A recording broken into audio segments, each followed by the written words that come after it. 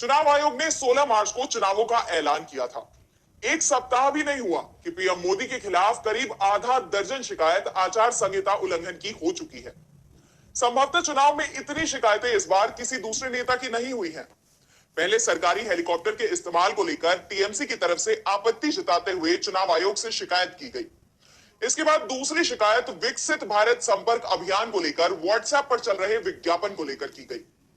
यह शिकायत टीएमसी सांसद डेरेक ओ ब्रायन ने की थी, जिस पर चुनाव आयोग ने कार्रवाई करते हुए विज्ञापन पर रोक लगा दी। साथ ही आईटी मंत्रालय को भी सख्त नसीहत दे दी। तीसरी शिकायत कांग्रेस ने की, जिसमें पीएम मोदी पर धर्म के आधार पर वोट मांगने की डिमांड की गई थी। और इस मामले में भी चुनाव आयोग अभी मंथन कर रहा है कि अब 2 और शिकायतें पीएम मोदी के खिलाफ चुनाव आयोग में पहुंच गई। और इस बार दोनों ही शिकायतें तमिलनाडु की सत्ताधारी दल डीएमके की ओर से की गई हैं। एक शिकायत में वित्त मंत्री निर्मला सीतारमण पर भी आरोप लगाए गए हैं। तमिलनाडु में पहले ही चरण में वोटिंग होनी है।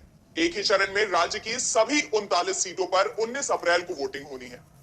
इस बीच डीएमके पीएम मोदी की शिकायत को लेकर चुनाव आयोग पहुंच गई है। डीएमके का कहना है कि पीएम मोदी चुनावी रैली में विपक्ष के खिलाफ गलत बयानबाजी कर रहे हैं। पीएम मोदी ने कहा कि विपक्ष बार-बार हिंदू धर्म का अपमान कर रहा है।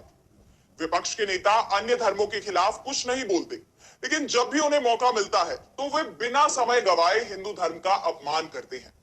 हम इसे कैसे बर्दाश्त कर सकते हैं और कैसे विपक्षी नेताओं को ऐसा कहने की अनुमति दे सकते हैं। इससे पहले पीएम मोदी ने राहुल गांधी के शक्ति को लेकर दिए गए बयान को भी धर्म से जोड़ने की कोशिश की थी। इस मामले में कांग्रेस ने चुनाव आयोग से शिकायत की थी और जब पीएम मोदी ने डीएमके नेताओं को लेकर बयान दिया तो डीएमके चुनाव आयोग पहुंच गई। पीएम के बयान को लेकर डीएमके के संगठन सचिव आरएस भारती ने चुनाव आयोग को पत्र लिखा है। पत्र में लिखा गया है कि पीएम मोदी की यह टिप्पणी आचार संहिता का घोर उल्लंघन है। चुनाव आयोग को ऐसे नेताओं पर तुरंत कार्रवाई करनी चाहिए जो धर्म और अन्य विभाजनकारी तरीकों को आधार बनाकर प्रचार कर रहे हैं।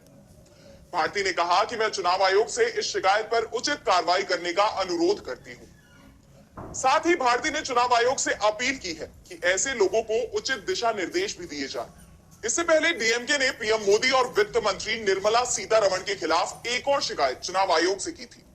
शिकायत में कोयम्बटूर में प्रधानमंत्री नरेंद्र मोदी के रोड शो के लिए स्कूली बच्चों का इस्तेमाल किए जाने को लेकर की गई थी। डीएमके की तरफ से दावा किया गया था कि बीजेपी रोड शो में स्कूली छात्रों को लेकर आई। आयोग इसकी जांच करे और साथ ही नफरत फैलाने वाला भाषण देने के लिए केंद्रीय वित्त मंत्री निर्मला सीतारमण के खिलाफ कार्रवाई की जाए। इस बीच कोयम्बटूर के जिलाधिकारी क्रांति कुमार पति ने कहा कि प्रशासन मोदी के रोड शो के दौरान स्कूली बच्चों के इस्तेमाल की घटना की जांच कर रहा है। मुख्य शिक्षा अधिकारी और श्रम विभाग के संयुक्त आयुक्त से भी रिपोर्ट मांगी गई है। जांच के आधार पर उचित कार्रवाई की जाएगी। संगठन सचिव आरएस भारती ने वित्त मंत्री निर्मला सीतारमण को लेकर कहा कि चुनाव का ऐलान होने के कुछ ही घंटे बाद उन्होंने एक टीवी चैनल पर एक वर्ग विशेष के खिलाफ नफरत फैलाने वाला भाषण दिया। इसके लिए केंद्रीय वित्त मंत्री पर कार्रवाई की जानी चाहिए।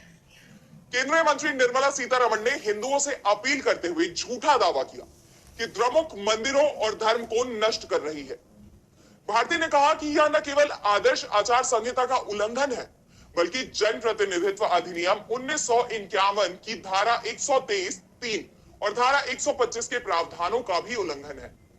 दरअसल चुनावों का ऐलान होने के बाद एक तरफ बीजेपी धुआंधार प्रचार करने में जुटी हुई है, तो दूसरी तरफ विपक्षी दलों को बीजेपी के चुनाव प्रचार के साथ ही केंद्रीय जांच एजेंसियों के छापेमारी की कार्रवाई का भी सामना करना पड़ रहा है।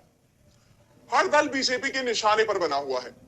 दिल्ली के सीएम अरविंद केजरीवाल की गिरफ्तारी का मामला हो या तमिलनाडु में डीएमके, एआईएडीएमके, इन दलों से जुड़े लोगों के खिलाफ छापेमारी की कार्रवाई हो रही हो, लेकिन जिस तरह से बीजेपी के नेता विपक्षी दलों के खिलाफ बयानबाजी कर रहे हैं और जिस तीखी भाषा का इस्तेमाल किया जा रहा है, उससे विपक्ष की चिंता बढ़ी हुई दिख रही है, क्योंकि बीजेपी नेताओं के बयान चुनावों में ध्रुवीकरण की कोशिश करते दिखाई दे रहे हैं, जिसके खिलाफ विपक्ष एक के बाद एक शिकायतें भी चुनाव आयोग से कर रहा है।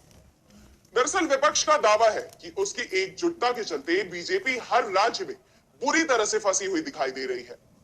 राम मंदिर का मुद्दा हो या फिर सीए का या फिर अनुच्छेद 370 का, कोई भी मुद्दा बीजेपी के काम नहीं आ रहा। इसलिए बीजेपी नेताओं की बयानबाजी से साफ दिखाई दे रहा है कि उनकी बौखलाहट बढ़ती जा रही है। और इसी के चलते उनके खिलाफ चुनाव आयोग में शिकायतों की बाढ़ सी आती दिखाई दे रही है। पीएम मोदी के खिलाफ सिर्फ शिकायतें नहीं हो रही, बल्कि इस बार तो कार्रवाई भी हो रही है। चुनाव आयोग के आदेश पर तकनीकी और सूचना प्रौद्योगिकी मंत्रालय आईटी मिनिस्ट्री को व्हाट्सएप पर भेजे जा रहे विकसित भारत मैसेज रोकने पड़े हैं। हालांकि आईटी मंत्रालय ने आयोग को दिए जवाब में कहा था कि ये मैसेज आचार संहिता लागू होने से पहले भेजे गए थे, लेकिन ये सिस्टम और नेटवर्क इशू की वजह से देर से पहुंच रहे हैं। लेकिन चुनाव आयोग ने साफ कर दिया कि कुछ भी हो, आचार संहिता लागू हो चुकी है और अब इस तरह के मैसेज आईटी मंत्रालय नहीं भेज सकता। व्हाट्सएप पर विकसित भारत से जुड़े मैसेज भेजने पर कांग्रेस और टीएमसी जैसी पार्टियों ने आपत्ति जताई थी।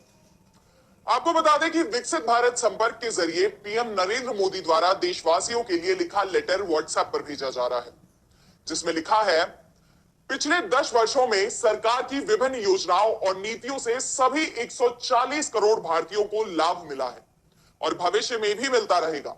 इसे बीजेपी का सीधे सीधे चुनाव प्रचार माना जा रहा था और चुनाव आयोग ने इसे लेकर सख्त एक्शन लिया है। देखा जाए तो पीएम मोदी के प्रचार अभियान पर पिछले 10 साल में चुनाव आयोग की यह पहली कार्रवाई है, लेकिन इससे यह साफ हो गया है कि बीजेपी को इस बार चुनाव प्रचार में पूरी छूट नहीं दी जाएगी। जिस तरह से पीएम मोदी के खिलाफ चुनाव आयोग में आचार संहिता उल्लंघन के एक के बाद एक मामले पहुंच रहे हैं, उससे एक बात तो साफ हो गई है कि जल्द ही चुनाव आयोग की तरफ से पीएम मोदी को अपने भाषण में संभल कर बोलने की चेतावनी जरूर मिल जाएगी। वैसे भी कांग्रेस की तरफ से तो ये सवाल पूछे जा ही रहे हैं कि विपक्षी नेताओं पर तुरंत एक्शन लेने वाला चुनाव आयोग पीएम मोदी के खिलाफ एक्शन कब लेगा। विकसित भारत संपर्क अभियान पर जरूर चुनाव आयोग ने रोक लगा दी है, लेकिन पीएम मोदी के चुनाव प्रचार पर कब रोक लगाई जाएगी, कब उन्हें सख्त हिदायत दी जाएगी। जिस तरह से इस बार विपक्षी दलों ने बीजेपी और पीएम मोदी की घेराबंदी की है, इसने धार्मिक मुद्दे उठाने पर पीएम मोदी की शिकायत की, तो अब तमिलनाडु की सत्ताधारी दल की तरफ से पीएम मोदी के खिलाफ शिकायत दर्ज कराई गई है। पीएम मोदी के खिलाफ लगातार क्यों हो रही है चुनाव आयोग में शिकायतें, और क्या चुनाव आयोग पीएम के प्रचार पर लगाएगा रोक?